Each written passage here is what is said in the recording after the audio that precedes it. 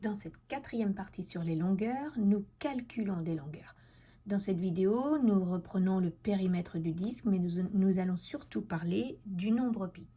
Donc on parlera de cette photo un petit peu plus tard. Donc on a vu que pour calculer la longueur du cercle, on avait deux formules.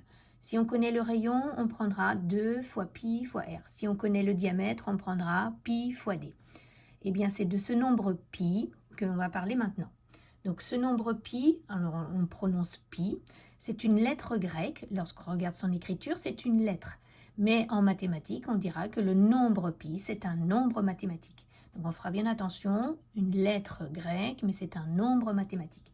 Alors pi n'est pas un nombre décimal parce que la partie qu'il y a derrière sa virgule est infinie. Il y a une infinité de chiffres derrière. Donc si un jour vous avez la chance d'aller à Paris au Palais de la Découverte, il y a une salle consacrée au nombre pi. Et tout autour de la salle qui est circulaire, il y a une partie de ces décimales, mais c'est infini. Donc il y a des points de suspension pour dire qu'on continue encore à découvrir certaines décimales. Lorsqu'on va en sixième travailler en sixième, cinquième, quatrième, troisième et peut-être après, travailler avec le nombre pi, eh bien si on veut un calcul exact, il faudra conserver le nombre pi dans la réponse avec cette lettre qui va être apparente. Et lorsqu'on remplacera pi par une de ces valeurs approchées, eh bien on aura du calcul mental si on prend pi à peu près égal à 3. On pourra faire du calcul posé si on prend pi à peu près égal à 3,14.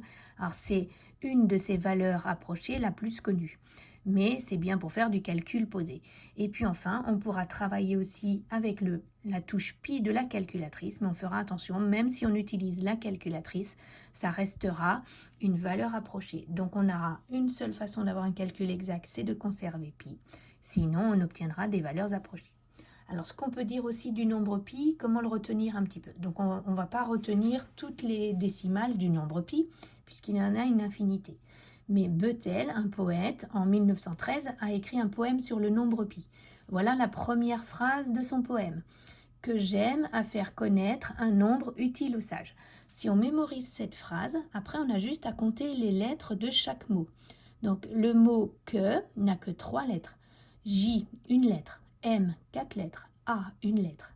5 lettres, 9 lettres, 2 lettres, 6 lettres, 5 lettres, 3 lettres et puis 5 lettres. Donc si j'apprends par cœur cette phrase, je peux retenir déjà les premières décimales du nombre pi.